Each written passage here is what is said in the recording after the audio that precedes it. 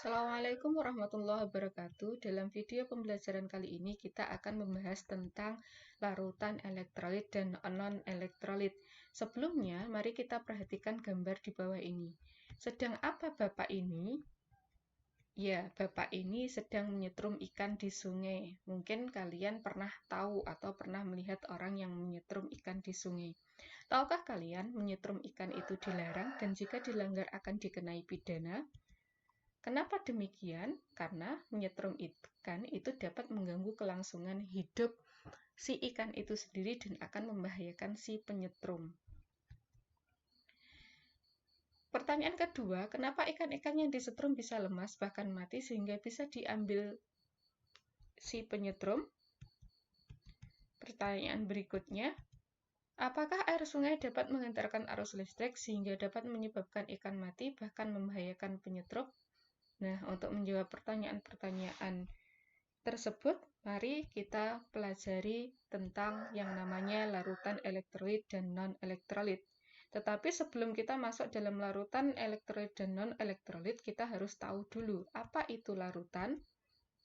Larutan adalah campuran homogen yang terdiri dari dua atau lebih zat. Zat yang jumlahnya lebih sedikit di dalam larutan disebut zat terlarut atau solut, sedangkan zat yang jumlahnya lebih banyak daripada zat-zat lain dalam larutan disebut pelarut atau solvent. Jadi, dapat kita simpulkan bahwa komponen utama larutan itu yang pertama harus ada pelarutnya, yang kedua adalah harus ada zat terlarut, di mana pelarut ini bertindak sebagai media untuk melarutkan zat lain, di mana jumlahnya lebih banyak daripada zat lain dalam larutan dan struktur zat pelarut tidak berubah dalam larutan. Sementara zat terlarut komponen dari larutan yang jumlahnya lebih sedikit dan struktur zat terlarut berubah dalam larutan. Contohnya, di sini ada 1 gelas air yang dicampurkan dengan 2 sendok gula sehingga membentuk larutan gula. Dari contoh ini, kita bisa menentukan mana yang bertindak sebagai pelarut dan mana yang bertindak sebagai zat terlarut. Jadi jelas ya, di sini yang bertindak sebagai pelarut adalah air karena dia jumlahnya lebih banyak daripada gula dan dalam bentuk larutannya air ini strukturnya tidak berubah. Sementara gula di sini bertindak sebagai zat terlarut karena jumlahnya lebih sedikit dan ketika dia dalam larutan strukturnya berubah.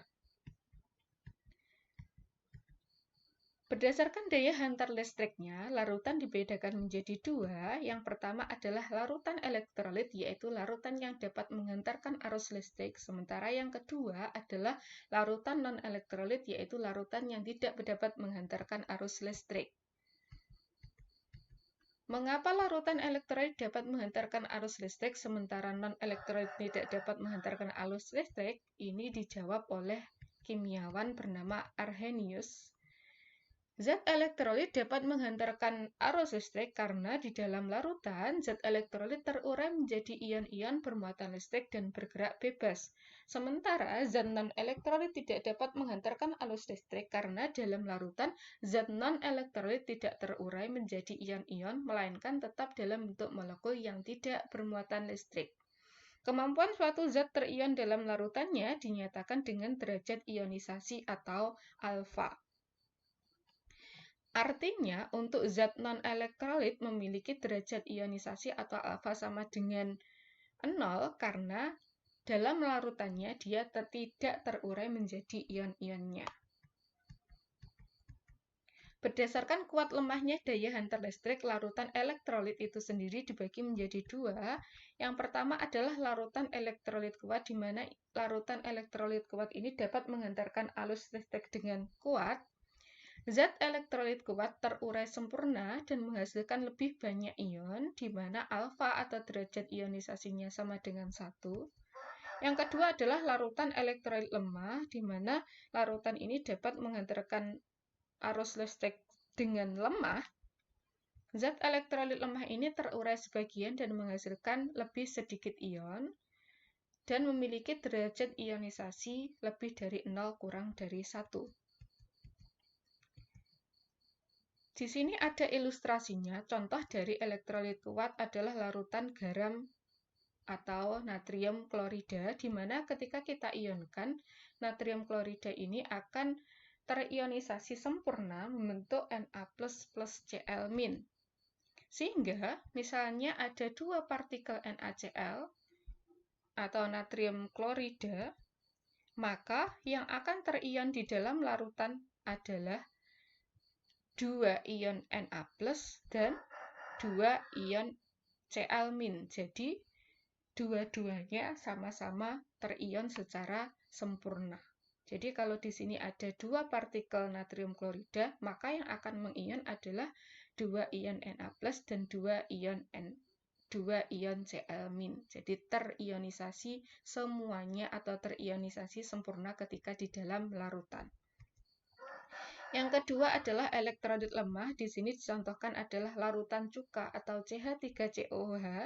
Larutan elektrolit lemah ketika dia berada di dalam larutan, dia akan terionisasi sebagian, makanya di sini tandanya adalah tanda panah bolak-balik, yang artinya ketika dia terion, CH3COOH ini terion menjadi H+ plus CH3COO-, ini akan bisa kembali lagi membentuk CH3COOH. Di sini dicontohkan misalnya ada 4 partikel CH3COOH yang terion 50%, artinya memiliki derajat ionisasi 0,5. Jika 50% yang terion, maka artinya dari jumlah total 4 partikel CH3COOH ini yang akan terion adalah 2, sementara 2 yang lain adalah masih dalam bentuk molekul CH3COOH. Artinya, ketika di dalam larutan, maka yang akan terion adalah ada 2H+, kemudian 2CH3COO-, dan 2 lagi masih dalam bentuk molekul CH3COOH, karena yang terion hanya sebagian. Yang terakhir adalah non-elektrolit. Di sini dicontohkan adalah larutan gula, C6H12O6, karena seperti yang kita pelajari tadi bahwa larutan non-elektrolit dia tidak akan terurai menjadi ion-ionnya, maka ketika ada dua partikel C6H12O6 dalam larutan, dia tetap akan dalam bentuk C6H12O6.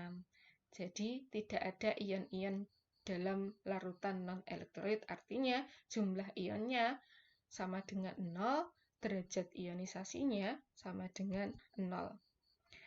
Selanjutnya, kemampuan suatu larutan untuk menghantarkan listrik dapat diamati dengan menggunakan alat uji elektrolit. Ini alat uji elektrolit, di sini ada lampu, ada sumber arus, kemudian ada elektroda dan ada larutan elektrolit.